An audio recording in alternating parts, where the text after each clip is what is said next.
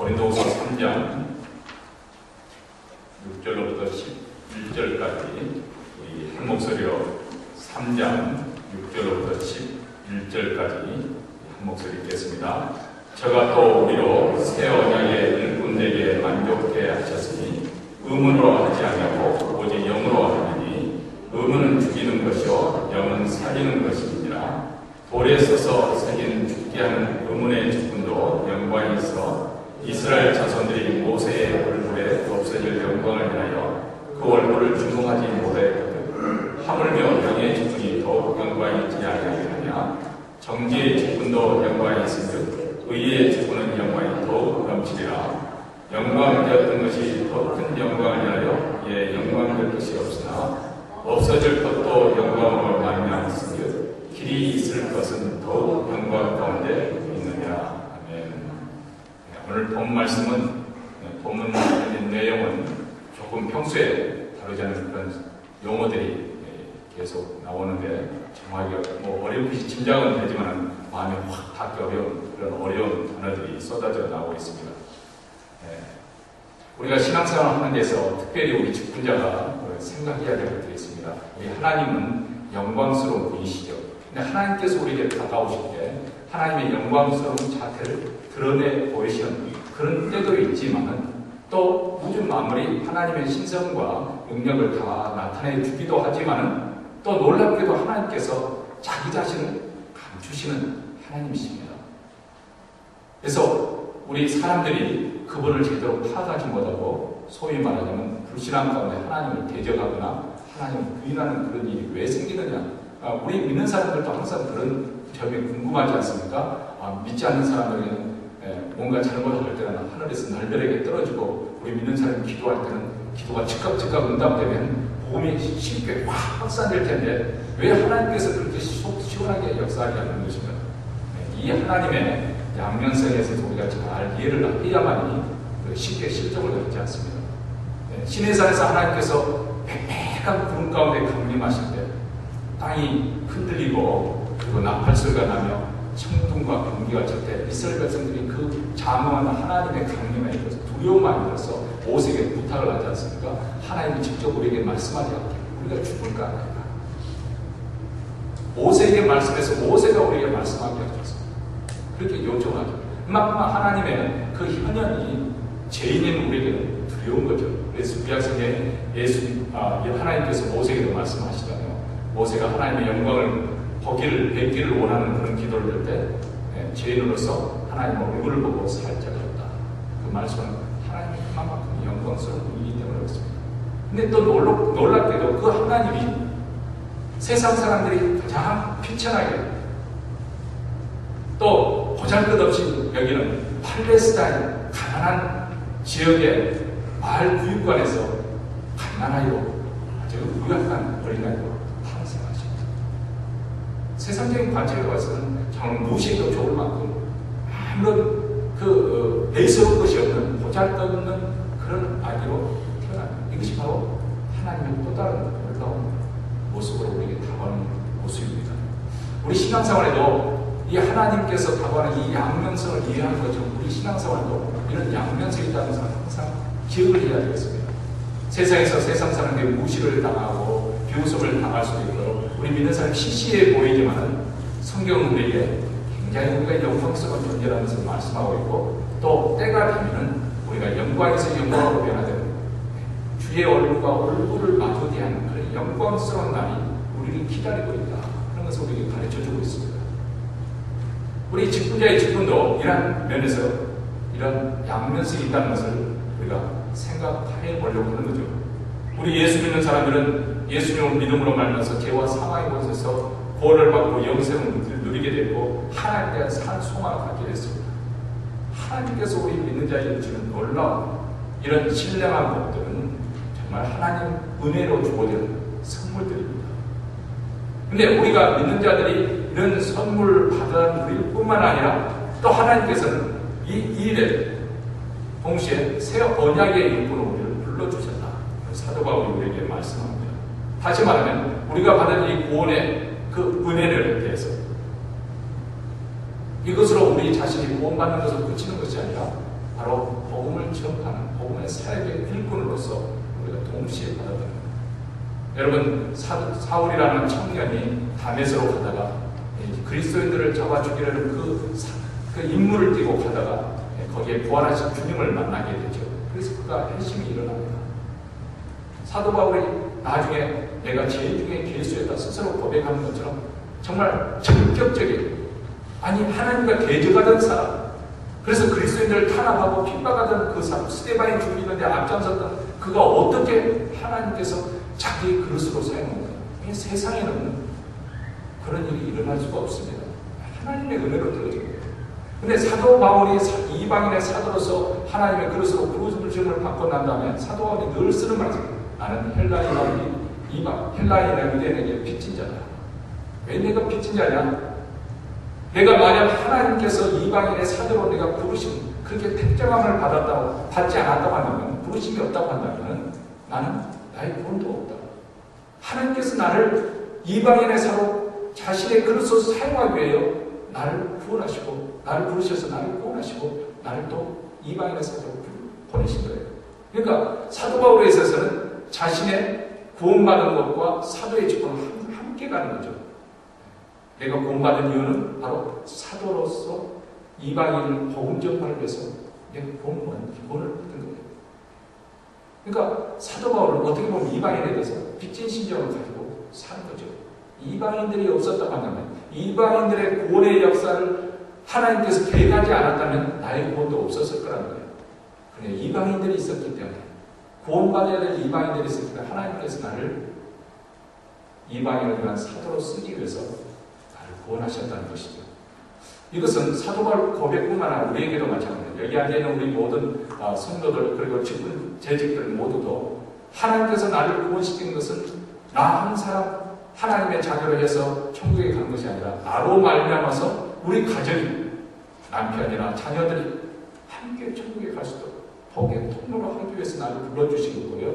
또 나를 통해서 우리 그 직장 동료가 복음에 대해서 눈이 열리게 되고, 그래서 신앙생활에 발걸음을 할 수 있는 그런 복의 통로로 나를 부르신 거예요.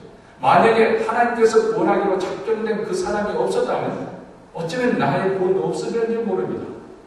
네, 그들을 복음을 전해서 그들을 구원하셔야겠기 때문에 하나님께서 나를 또한 구원하신 거라는 거죠. 이런 관점에서 보면 우리는 구원받은 그 은혜에 대해서 감사할 뿐만 아니라 우리를 통해서 하나님의 복이 이웃에 흘러가게 하는 하나님의 그 다신 계획을 따라서 우리도 사명감을 가져야 되는, 오늘 말씀 우리에게 예수 그리스도 만나는 새 언약의 기쁨이 얼마나 영광스러운 것인가, 이것을 말씀드립니다. 단지 여러분이 제 집으로서 내가 정말 이왕 예수를 믿어봐야 최선을 다해서 열심히 해봐야지, 그런데 사실 제대로 수고하면 힘들지 않아요. 힘들고 내가 그렇게 깊숙이 일을 하지 않으면서 사람들과 이렇게 싫은 소리 들을 필요도, 부딪힐 필요도 없는 거고 상처받을 필요도 없는 것인데, 그래서 많은 성도들이 제자로서 수고하는 그 일에 대해서 교회 깊숙이 사역하는 것에 대해서 두려워하는 마음이 있습니다. 그런데 다시 한번 오늘 말씀을 통해서 우리가 부르심을 받은 이 직분이 얼마나 영광스러운 것인가 한번 다시 한번 상고해 볼 수 있는 그런 시간이 되었으면 좋겠습니다.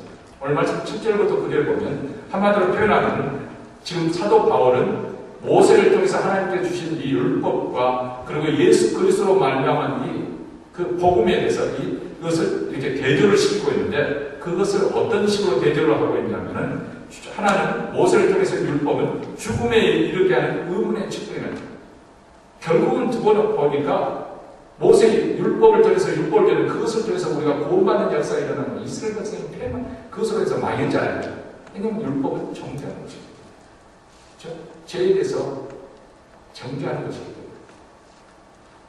그러나 복음은 복음으로 말미암아서, 그 들음으로 말미암아서 복음의 믿음의 역사가 일어납니다. 그래서 이 즉 살리는 성령, 이 성령의 직분이에요. 율법은 정죄의 직분이지만 성령으로 말하면 우리는 의롭게 되는 의의 직분이에요. 여기 보면 두 가지 직분을, 은혜와 율법과 은혜, 율법과 복음을 이렇게 대조시켜서 말씀하고, 모세를 통해서 하는 이 율법의 그 말씀에 의해서 구약 모든 직분자들을 그렇게 죽음에 이르는 의문의 직분이라고 그렇게 표현하고 정죄의 직분으로 표현을 하고 있습니다. 그러나 반면에 우리 신약시대에서는 우리 성령의 사람을 살리는 성령의 직분이고 의의 직분이라고 말합니다. 물론 모세를 통해서 하나님께서 주신 이 구약 옛 언약, 구 언약도 영광스러운 것입니다. 어떤 점에서 영광스러운? 여러분 이스라엘 백성들이 430년 동안 노예 생활을 했잖아요. 그리고 출애굽을 합니다. 근데 몸은 출애굽을 했지만 그들이 애굽에서 430년 동안 노예 생활을 하다 보니까 그 정신이나 모든 사고방식이나 삶의 특징이 완전히 노예예요. 노예의 특징이 무엇이냐? 주체적인 생각과 판단을 하지 못 주관이 없다는 거예요. 그냥 주인이 하라고 하는 것이 그 노예잖아요. 그리고 그날 어떤 소망을 두고 이렇게 내가 이렇게 살아야겠다는 게 아니라 그냥 그날 빵 한 조각 얻어먹으면 배가 부르면 만족할 수밖에 없는 노예심입니다. 그러니까 어떤 삶의 규모 있게 살 수 있는 그런 상황과 형편이 못 되는 거죠. 근데 이스라엘 백성들이 애굽에서 살 때 430년 그렇게 노예 생활을 하다 보니까 그 정신이 완전히 주체적으로 자기 인생을 어떻게 살아야겠다는 그런 뚜렷한 목표가 목적이 없는 거예요. 그냥 그들의 삶은 일상생활에서 유격적이고 자기 육체를 만족을 시켜주는 거 있으면 그것으로 오케이. 나중에 보면 출애굽한 다음에 우리 지도자로서 다시 애굽으로 돌아가자. 그때는 그래도 우리가 고기 한 조각 먹을 수도 있고 생선 먹을 수가 있었지 않느냐. 지금은 이게 뭐냐? 만나밖에 없다. 우리 돌아가자. 이 먹는 것 때문에 조금 고생 참고 하면 이제 가나안 땅에 들어가면 그들이 하나님께서 거룩한 나라, 제사장 나라로 이렇게 세울 건데 그것을 못 참아서 당장 배고프니까 우리 애굽으로 돌아가자. 그렇게 망발된 그런 행동을 하게 되지 않습니까? 하지만 그 정신이 완전히 노예예요. 그래서 그들은 즉흥적이고 감정적이고 탐욕적이고 음란하고 그리고 무엇보다도 하나님을 제대로 영화롭게 하지 않고 헛된 우상을 숭배했어요. 그때 생활에 규모가 없고 육체의 욕심과 마음의 원하는 것을 제멋대로 하는 번일자, 진노의 자식, 인내심, 감사할 줄 모르고 조금만 힘들어도 자기를 인도하는 모세에 대해서 불평하고 원망했습니다. 한마디로 표현하는 어떤 원리와 원칙이 없는 쉽게 말하면 법이 없는 백성이었다는 말이죠. 무엇이 옳은 것인지 무엇이 그런지 죄인지 그것을 구별하지 못하는 그런 사람. 그들에게 거울과 자기 모습을 들여다볼 수 있는 거울과 같은 그런 율법을 주셨다는 거예요. 하나님께서 왜 율법을 주셨는가? 이것은 엑스레이와 같이 자기의 참 모습을 볼 수 있고 발견할 수 있어요. 그래서 나는 내가 구원받아야겠구나. 나는 하나님의 은혜 없이는 안 되는 존재이구나. 그것을 깨닫고 하나님을 붙잡도록 하기 위해서 하나님께서 율법을 주셨습니다. 그뿐만 아니라 율법을 주신 이유는 하나님께서 이제 너희가 하나님의 거룩한 백성이 되었으니까 이제 거룩한 백성으로서 살아야 하나님의 지체 나하고 계속 교제가 하도록 하기 위해서 교제할 수 있도록. 그래서 너희들도 하나님의 거룩한 백성으로서 또 그 제사장으로서 거기에 걸맞는 그런 성품을 갖출 수 있도록 훈련시키는 목적으로 하나님께서 율법을 주셨습니다. 근데 우리는 이미 잘 아는 것처럼 이스라엘 백성은 철저하게 이것이 실패를 했습니다. 실패를 하고 결국 바벨론 포로로 비참하게 끝나지 않습니까? 율법 자체가 잘못된 것이 아니고 율법도 하나님의 거룩한 계명이고 그것은 하나님의 거룩한 성품을 나타내주는 거예요. 하나님은 어떤 분이신가? 근데 문제는 이 타락한 본성을 가진 이스라엘 백성들이 그 하나님의 계명대로 살아낼 수가 없는 거죠. 그래서 하나님께서 그들에게 약속을 했잖아요. 내가 너희들에게 새 마음을 주겠다. 내게 새로운 영을 부어줘서 새 마음을 주겠다. 그것이 바로 예수 그리스도의 십자가의 사건 이후에 오순절에 새로운 영, 바로 성령이 임하심으로 하나님의 그 약속한 바가 얻어지는 거죠. 근데 어쨌든 이 계명, 하나님의 율법도 거룩한 것입니다. 영광스러운 거예요. 그 율법이, 그 직분이 얼마나 영광스러운 것인지 모세의 그 일화를 통해서 우리가 잘 알지 않습니까? 모세가 그 율법을 받을 때 시내산에서 40일 동안 하나님과 먹지도 않고 마시지 않고 하나님과 신령한 교제가 나눠주면서 그 율법을 가지고 내려오는데 그 모세의 얼굴에서 눈꺼풀에서 광채가 나타났어요. 하나님과 대면. 그 얼굴에 대면하니까 이스라엘 백성들이 그 모세의 얼굴을 쳐다보는 것조차 두려워했다 했습니다. 그래서 모세가 하나님 말씀을 전하는 그 외에는 모세가 자기 얼굴에 수건을 덮었다 했습니다. 지금 사도 바울은 지금 뭘 이렇게 하려고 하는 우리에게 말하려는 건 뭐냐면 이렇게 사람을 살려내지 못하는 어떻게 보면 엑스레이 같이 우리의 문제점만을 지적하고 정죄하고 심판하고 있는 이 율법의 을 전한 이 모세의 직분도 얼마나 영광스러웠냐. 그래서 그 얼굴에서 빛이 났던 광채가 나는 그만큼 영광스러운 것인데 하물며 성령의 직분을 받은 우리는 얼마나 더 영광스럽겠느냐. 지금 이것을 말씀하고자 하는 것입니다. 어떤 점에서 우리가 그렇게 영광스러운 존재입니다. 여러분, 성령의 직분은 우선 죄로 병들어 죽어가는 영혼에게 생명을 주는 그런 직분입니다. 사람을 살리는 거예요. 한 영혼이 죄로 말해서 망가져가고 그 망가져서 결국 파괴되어서 결국 지옥으로 떨어지는 우리 그 한 영혼을 다시 살리는 일, 이 바로 성령께서 하시는 일이고 바로 그 일을 우리 신약시대 백성들이 성령을 통해서 하는 거죠. 여러분, 사람 가운데 여러 가지 직업이 있겠지만 그 중에 한 가지는 우리가 병들 때 보면 참 가장 존경하는 직업이 있습니다. 의사선생님, 그렇죠? 사람들이 왜 의사선생님을 존경하는가? 생명을 살리기 때문에. 생명. 사실 세상에 더 권위 있고 권세 있는 직장도 많죠. 다른 예를 들어서 검사랄지 무슨 어떤 법관이랄지 더 어떻게 보면 더 사람들이 그 사람한테 더 압도를 하고 유압을 당합니다. 의사 앞에서 유압을 당하고 그런 것은 아니잖아요. 그런데 병들어 보면 의사가 얼마나 존경스러운지 저절로 그것이 되어지는 거죠. 모든 다 의사가 다 존경스러운 것은 아니겠지만 그래도 자기 생명을 돌봐주는 의사가 그렇게 존경한 거죠. 판사나 검사가 한다 이렇게 존경을 받는다고 하지만 제가 제 죄를 짓지 않는 이상 우리가 그럴 필요는 없는 거고, 그러나 내가 죽을 병이 들었어요. 의사같이 그렇게 귀한 것도 없죠. 육신의 생명을 살리는 직업도 이렇게 포기하는 건데 하물며 영혼을 살리는 그 직분은 얼마나 더 포기한 직분이죠. 그렇죠? 그러니까 세상에 많은 직분이 있지만은 죄로 말미암아서 영원한 파멸로 치닫고 있는 사람을 살리는 그 직분처럼 값지고 또 가치 있는 직분은 없습니다. 바로 이 영광스러운 직분에 우리는 부르심을 받는 거예요. 우리가 재직으로서 교회를 하는 가운데서 항상 우리가 스스로 물론 우리가 하나님 앞에 늘 겸손하고 사람들 앞에서 겸하게 행동도 해야 하지만 또 그렇다 해서 우리 말 그대로 간이나 성격까지 다 내주는 것은 아니에요.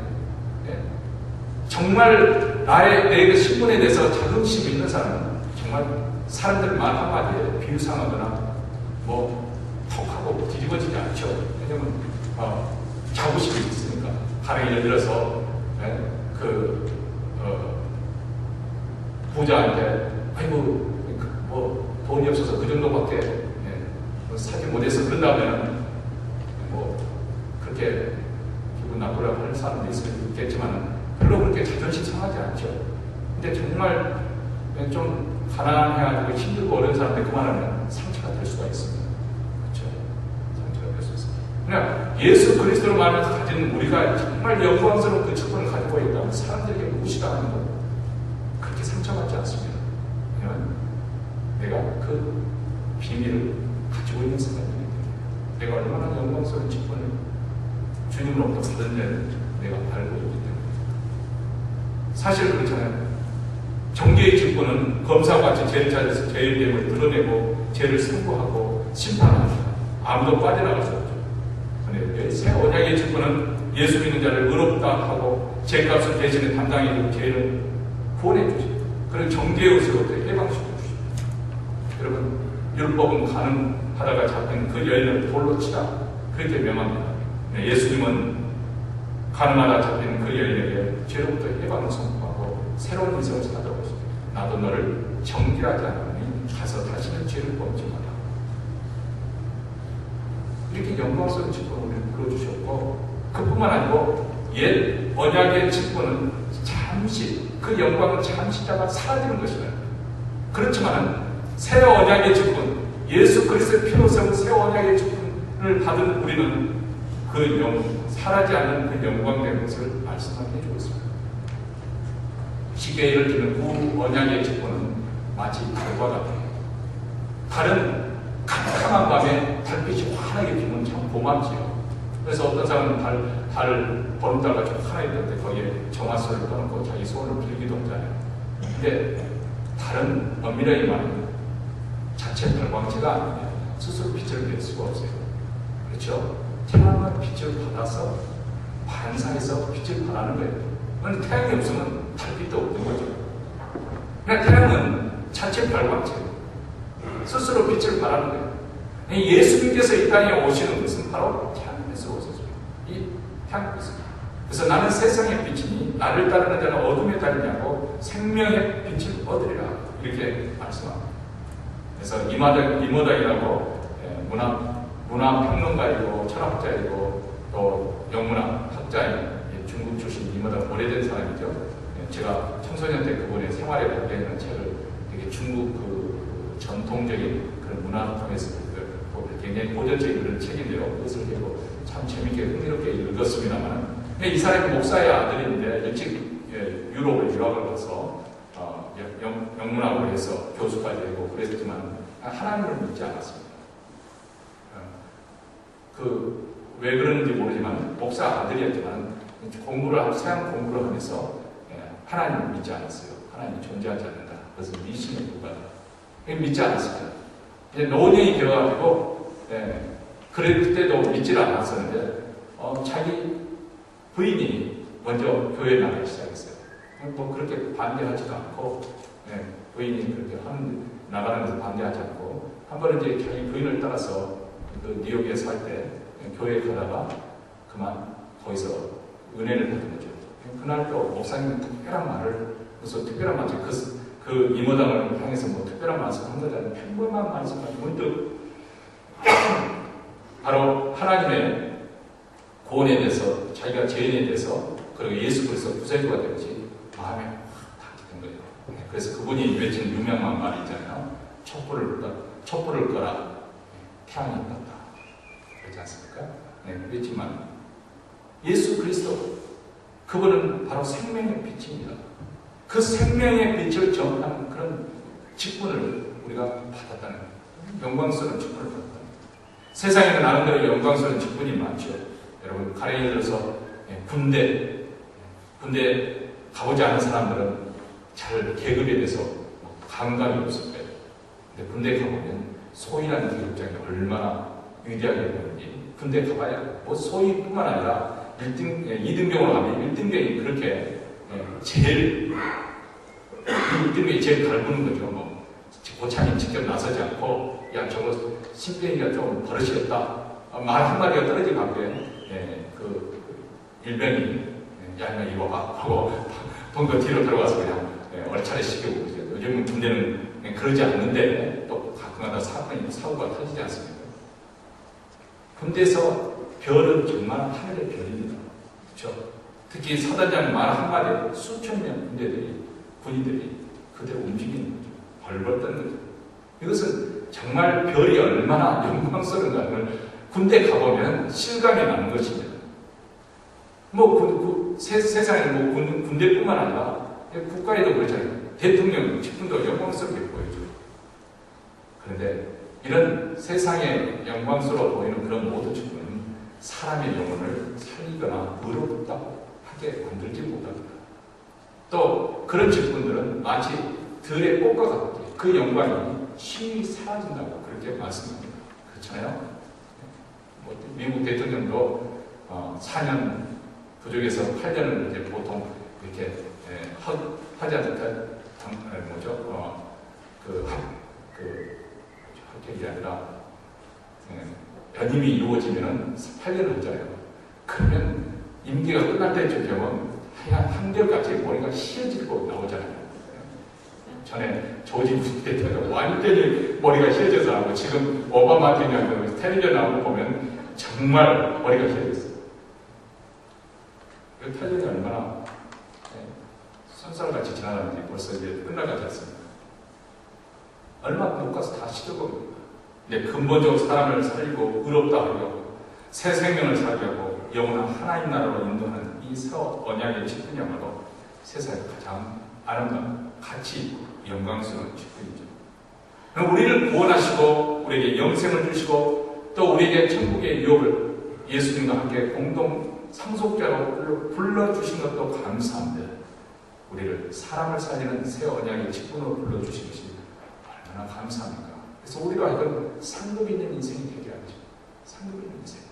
어렸을 때 처음 그 ABCD나 가계학을 쓸 때 아이가 제대로 쓰지 못하면 엄마가 손을 잡고 아빠가 손을 잡고 씁니다. A 써주고 B 써주고 그리고 나서 야 우리 아기 잘 썼다고 박수를 쳐주잖아요. 그렇죠?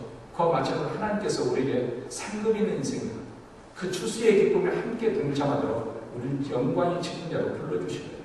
그래서 여러분에게 재직을 이렇게 여러분이 맡고 하는 것은 뭐 부끄러운 것도 아니고 뭐 주눅들게 하는 것도 아니고 아이고 죽었다 하고 그러니까 죽었다 복잡하고 이렇게 마지못해 사는 것도 아니고 정말 자발적으로 기쁜 마음으로 기꺼이 언제나 즐겁고 그런 것은 아니지만은 그런 힘든 감도 있지만은 우리가 얼마나 영광스러운 직분을 맡았는가 이것을 꼭 상기할 수 있게 되기 바랍니다. 그렇죠? 그러니까 주님을 위해서 한 번이라도 더 노력하고 눈물을 흘리고 기도하고 또 말씀을 보고 또 봉사하고 수고할 수 있다는 주님을 위해서 그런 기회를 하나님께서 우리에게 허락해 주셨다는 그 자체가 굉장히 영광스러운 것이죠. 그렇기 때문에 우리 직분을 받아서 한 해를 시작하면서 하나님의 말씀 다시 한번 우리가 상기하면서 이것은 우리가 그렇게 시시하게 볼 것이 아니다. 세상의 그 어떤 직분보다도 이 영적인 관점에서 볼 때 이것처럼 영광스러운 직분 세상에는 없습니다. 생명을 살리는 그 직분이 세상에 어디 있습니까? 오직 우리 믿는 자에게 하나님께서 우리를 그렇게 거룩한 자리로 우리를 불러주셨어요. 이 일을 우리가 기꺼이 억지가 아닌 자발적으로 잘 감당하고 나아가는 것이죠. 그럴 때 또 우리 하나님께서 우리에게 주신 칭찬이 있고 상급이 있습니다. 한 해 이런 아름다운 열매가 풍성하게 맺혀지기를 주의 이름으로 축원합니다. 이어서 제가 오늘 나눠드린 거 8시 저희 주어진 직무도 좀 15분인데 8시 안으로 끝내도록 그렇게 하겠습니다. 이미 우리가 몇 해 동안 계속해서 재직 훈련 때마다 분리됐던 것이니까 다 내용은 알 것입니다. 또 몰랐더라도 프린트물로 나눠드렸으니까 집에서 다시 한번 정리를 해볼 수 있게 되기를 바랍니다. 어쨌든 교회에 불러주신 사명은 전에는 예수님께서 이 땅에 세상을 떠나시면서 교회에 당부하신 것이 지상명령이 있습니다. 너희는 가서 온 족속으로 제자를 삼아 아버지와 아들과 성령의 이름으로 세례를 주고 내가 너희에게 분부한 모든 것을 가르쳐 지키게 하라. 그래서 우리 교회는 이 사명을 잘 감당하기 위해서 어쨌든 가만히 있어도 찾아오는 그런 성도가 아니라 그런 그 영혼이 아니라 우리가 직접 찾아가는 그런 일을 우리가 해야 되겠습니다. 그리고 그들을 인도해서 또 잘 훈련시켜서 또 그리스도인의 제자로서 이 세상에서 살아갈 수 있는 그런 일로 우리가 하는 일에 우리가 부르심을 받았습니다. 그 일을 하기 위해서 우리가 5가지 목표를 세웠습니다. 하나님의 임재를 경험하는 예배. 어쨌든 예배를 통해서 그로 하여금 하나님의 존재를 이렇게 감각할 수 있도록 느껴볼 수 있도록 또 깨달을 수 있도록 그런 기회를 가질 수 있도록 우리가 예배를 인도하는 거고 그리고 그 예배를 위해서 그 은혜 받는 그런 예배가 하나님의 영이 역사하는 살아 역사하는 예배를 위해서 우리가 최선을 다해서 노력을 해야 될 것입니다. 그를 위해서 이제 여러 가지 사역들이 필요하죠. 뭐 예배 인도자만 예배 임재를 경험하도록 그렇게 하는 것이 아니고 그 예배가 이루어지도록 주차장에서부터 또 친교에 이르기까지 배후에 또 그 주일 전날 또 준비한 그 모든 사역이 혼연일치가 돼서 바로 주일 예배 때 성령의 역사가 일어나도록 우리가 위해서 기도해야 되겠고요.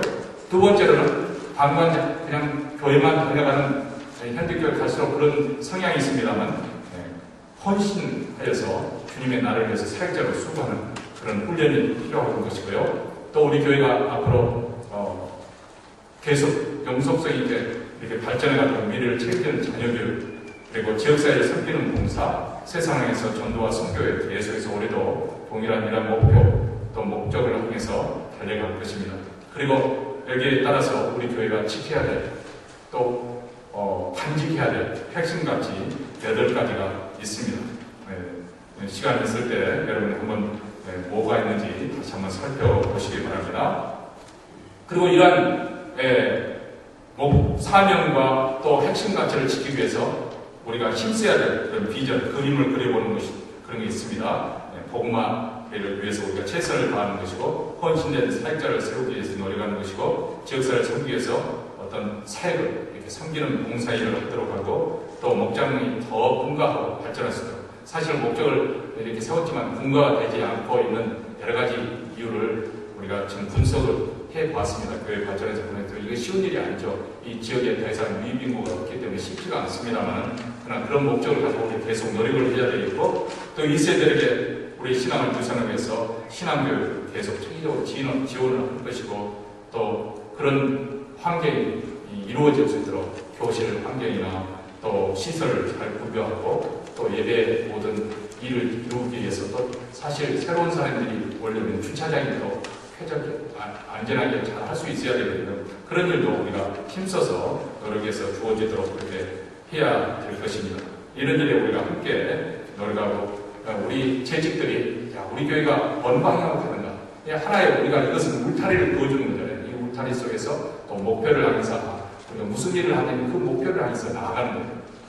어떤 사람은 이것을 강조하고 저 사람은 저것을 강조하는데, 오늘 말씀을 통해서 오늘 우리 교회 사명과 핵심 가치를 통해서 우리 교회가 나아가는 방향이 이런 방향이다. 그래서 무슨 사역을 하든지 거기에 초점이 맞춰지고 또 그쪽으로 연결이 되도록 우리가 힘써야 돼요. 무슨 사역을 하든지 그 일에 연결이 되어지도록 그렇게 힘쓸 수 있게 되기를 바랍니다. 그 뒷장에는 재직 명단이 발표가 되어 있고요. 그다음 우리가 그 다음 볼 것은 봉사 수칙입니다. 봉사 수칙. 봉사 수칙을 보십시다.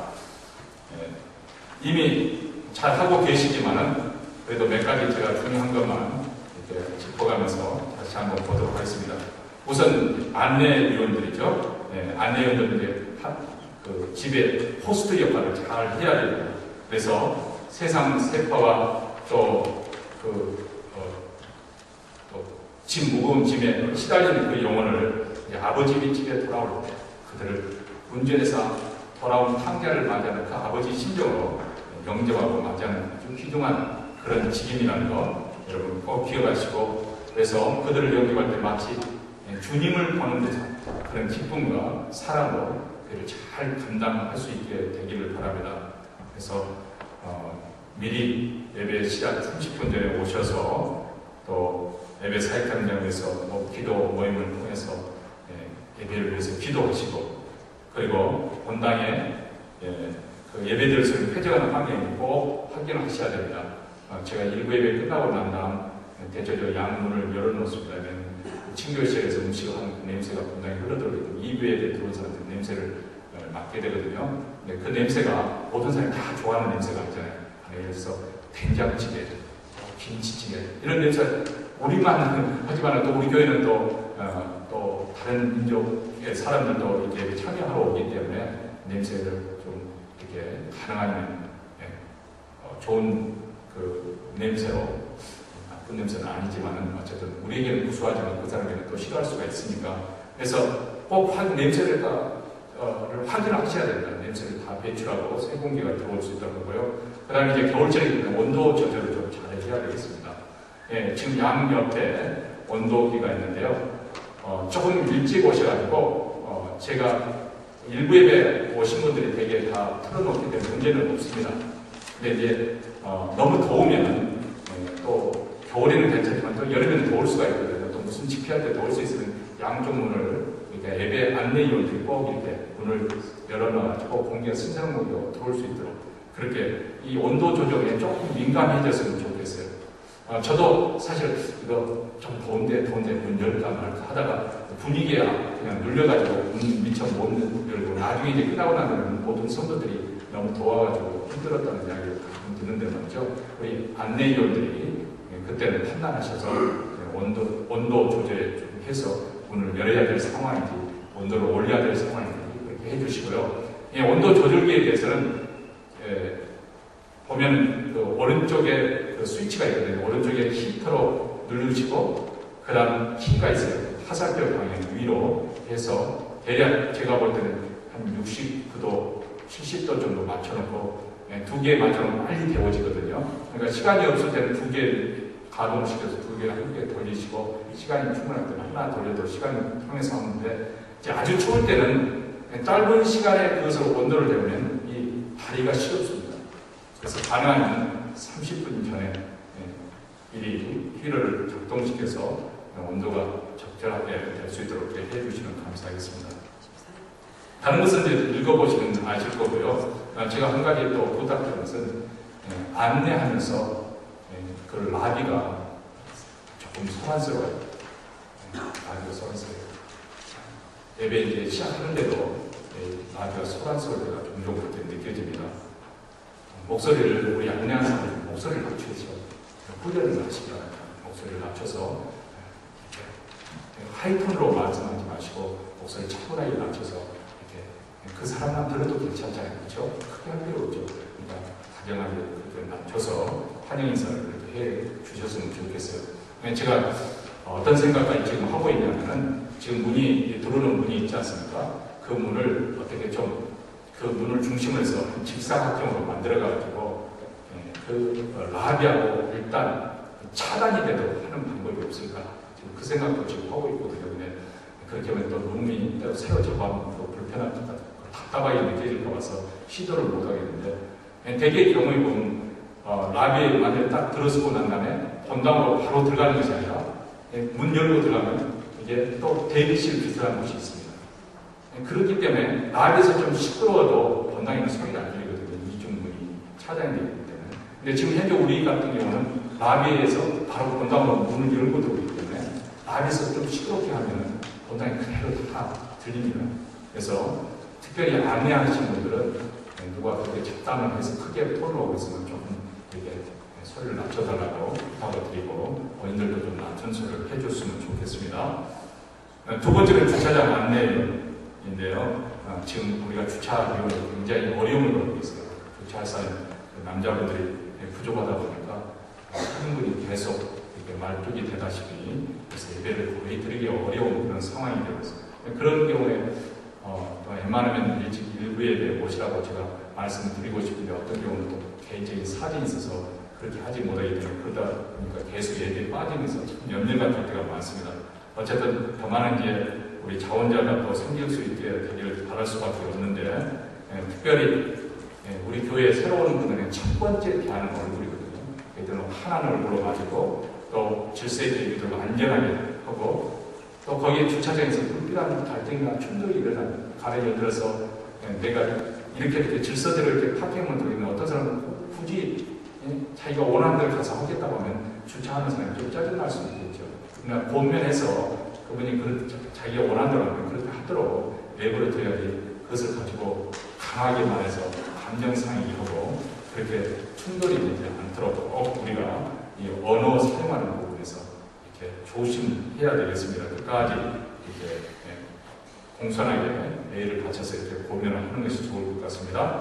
그 다음 헌금위원은 전에 이제 헌금 성가대원들이 했을 때는 성가대 보고 있고 하기 때문에 별 문제가 없었는데, 이제는 그 모든 재직들이 다 헌금위원으로 하기 때문에 복장은 정장으로 하는 것으로 그렇게 하되 단정히 하도록.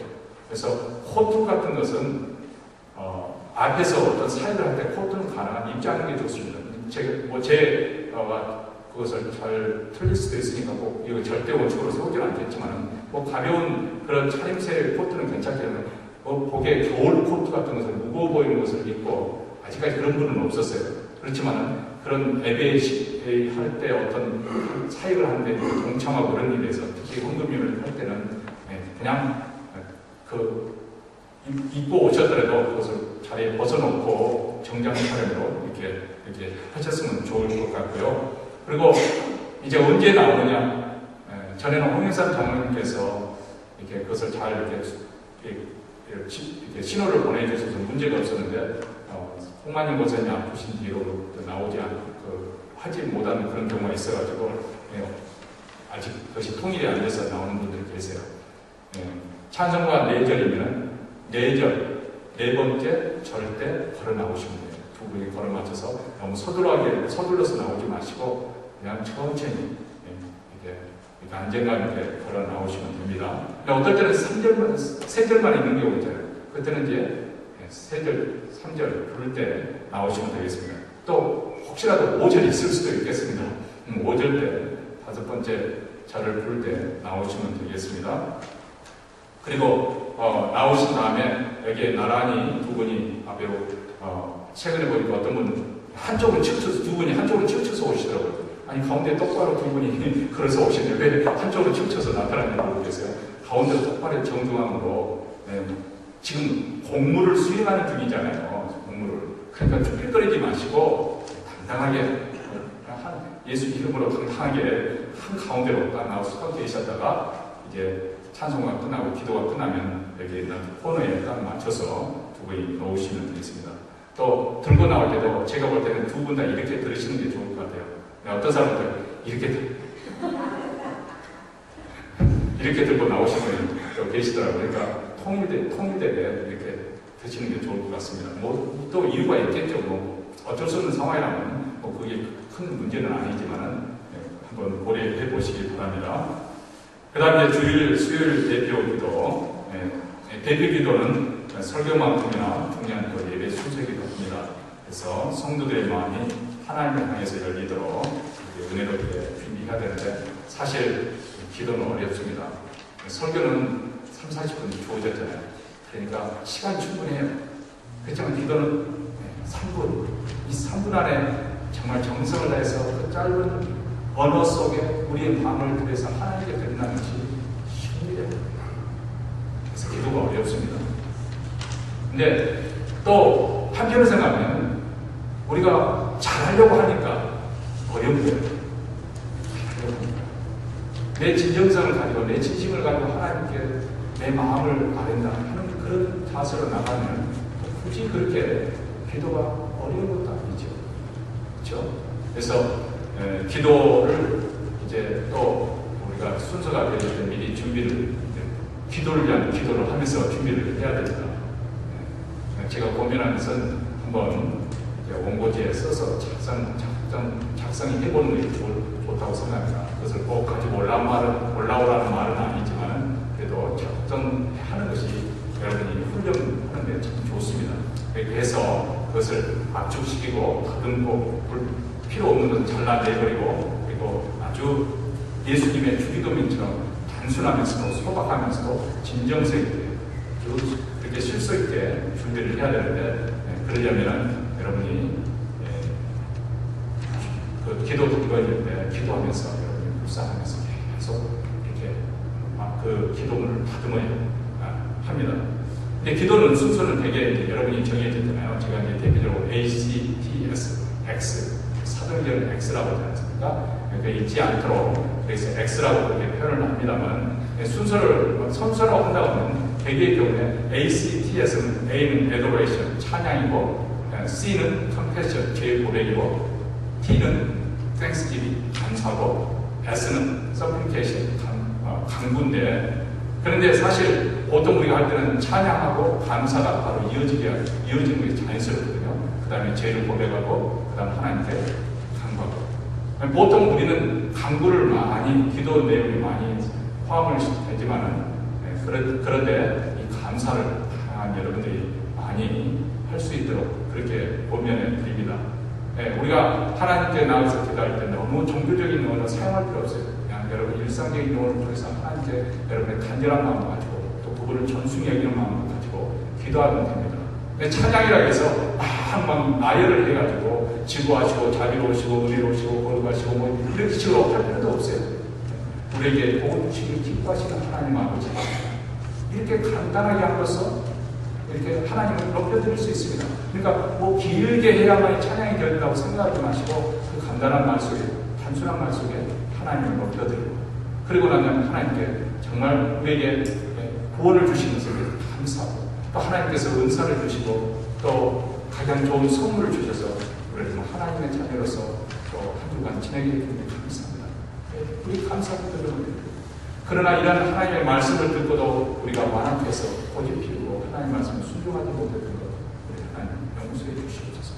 또 우리 죄를 또 공동체적으로 또 시대적으로 잘못된 것을 고백하고 용서를 구하고 그 다음에 우리 공동체가 필요한 그 기도점을 가지고 우리 교회 참으로 하나님을 아는 지식 가운데 더 풍성하게 해주시고 영적인 거죠.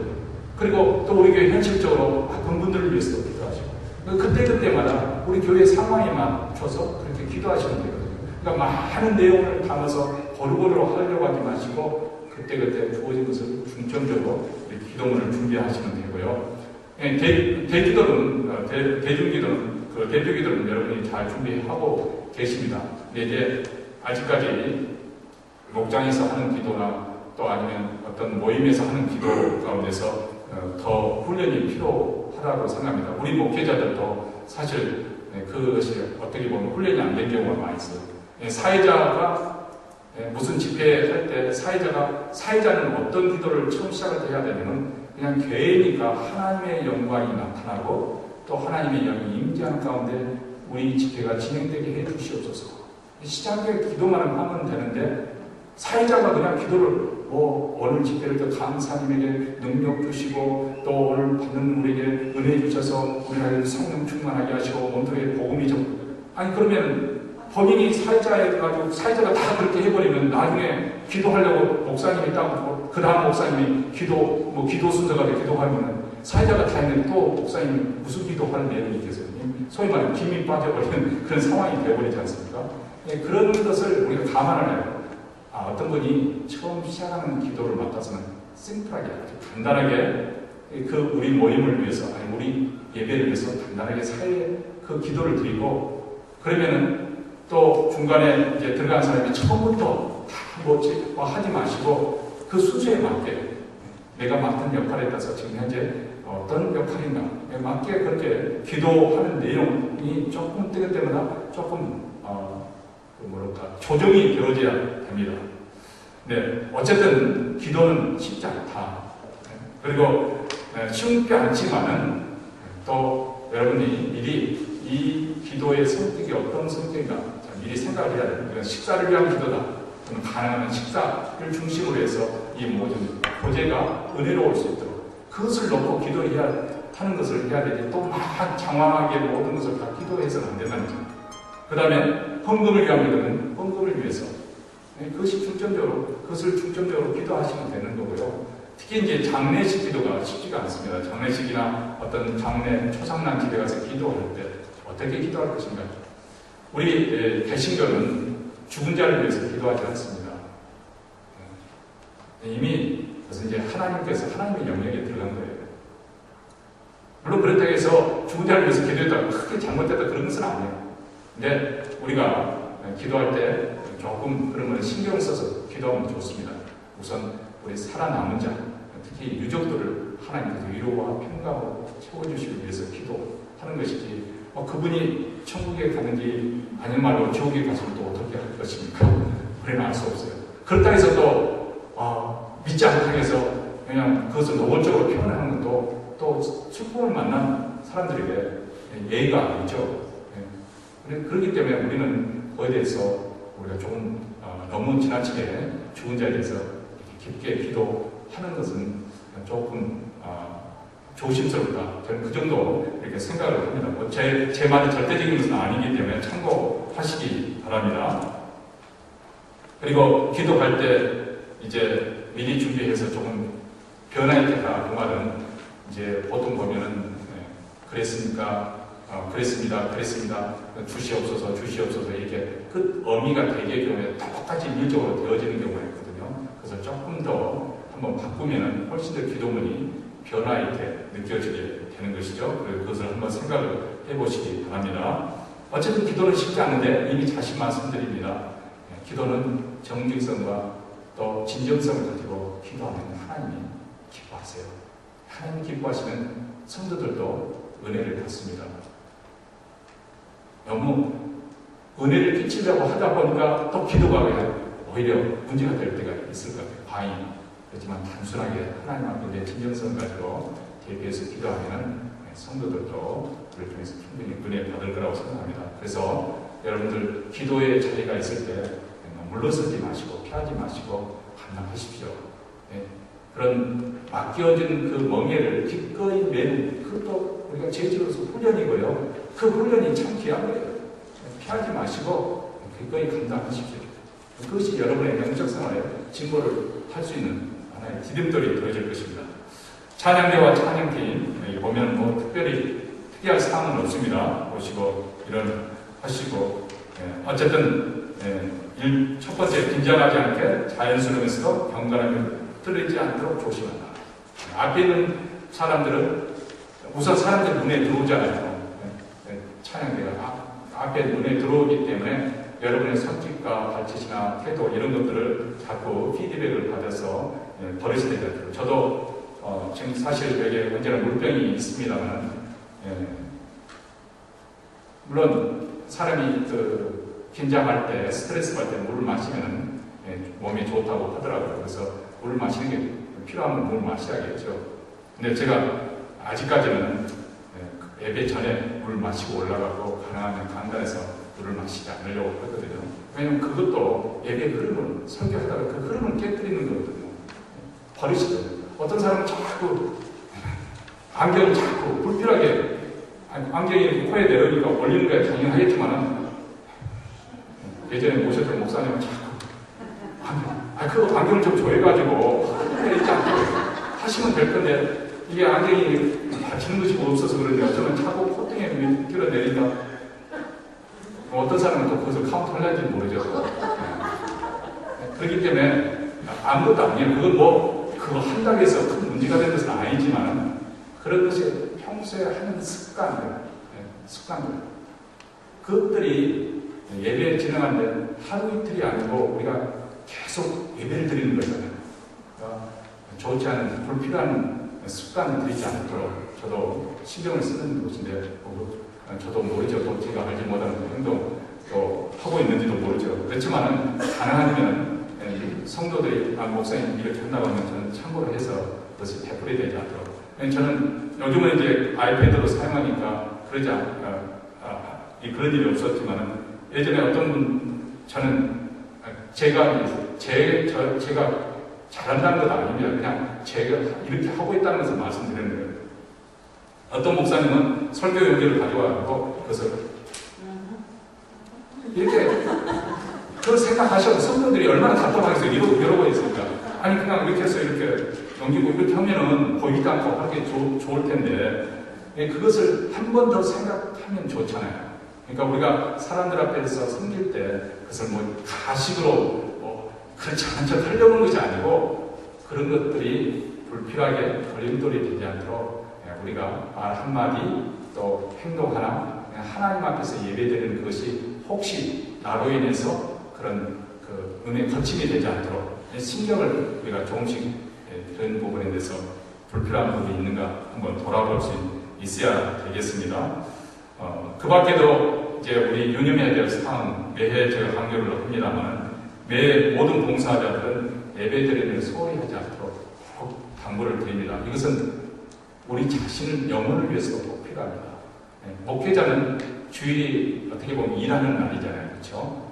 주중에도 설교 준비하고 뭐 다른 것도 하고 그렇게 시간도 하고 그렇게 하지만은 주일이 일하는 날입니다. 그러나 언제나 내 자신에게 스스로 상기시키려고 노력을 합니다. 처음에 이게 전도사로부터 이제 하기 시작하니까 이 예배를 공적인 예배를 제대로 드리지는 못하는 거예요. 그래서 제대로 들리지 못하고 주일학교 학생 가르치고 주일학교 하고 그러니까 뭔가 좀 막 영적으로 힘들더라고요. 왜 그런가 보니까 내가 예배를 제대로 못 드리고 있구나. 근데 앞으로 평생 목회자로 살아갈 텐데 이 문제를 어떻게 해결할까 저도 생각을 해봤죠. 그러면서 내가 내 스스로 다짐한 게 있습니다. 내가 비록 오늘 말씀을 뭘 전할까 그 생각이 막 하지만은 우선순위는 말씀을 전하는 것이 내가 우선순위가 아니고 내가 예배자로서 하나님께 예배드리는 것이 우선순위다. 항상 내 자신에게 상기하면서 교회에 주일에 나오려고 제가 그렇게 노력을 하거든요. 그러니까 비록 강단에서 내가 말씀을 전하고 예배를 인도하지만은 그러나 나도 우리 성도들과 똑같이 그런 자리에서 나도 하나님 앞에 겸손하게 낮아져서 예배자로 내가 지금 서 있다는 것을 내 스스로 상기시키는 거예요. 여러분들도 마찬가지입니다. 이제 여러분들이 올 때 오늘 친구 뭐 하시면 제 약속을 깨뜨리는데 벌써 10분이나 통과했는데 어쨌든 생각이 복잡한 생각들이 많은 거예요. 그렇지만 그것을 멈추시고 염려한다고 또 뭐 우리 달라지는 거 아니잖아요. 멈추시고 예배자로서 여러분들이 예배드리는 일에 힘써야 됩니다. 할 수만 있다.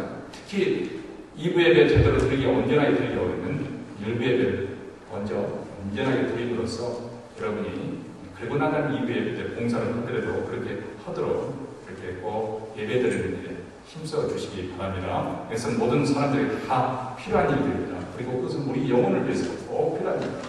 제가 목회 여기 우리 교회에서 20년 사역을 하면서 벌써 예배드리는 자세, 태도가 불성실하면 꼭 문제가 발생하기 시작하더라고요.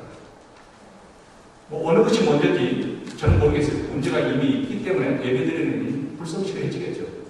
그러나 벌써 예배드리는 불성실하면 꼭 문제는 이렇게 나타나게 되어 있습니다. 뭐 그 사람만 문제가 아니겠죠. 뭐 가장 큰 책은 목회자가 있기 때문에. 그러나 여러분 우리가 빨리 예배드리는 우리 직분 재직들을 꼭 빨리 회복해야 됩니다. 그리고 어떨 때는 목회자에게 섭섭할 수도 있어요. 또 오해가 돼가지고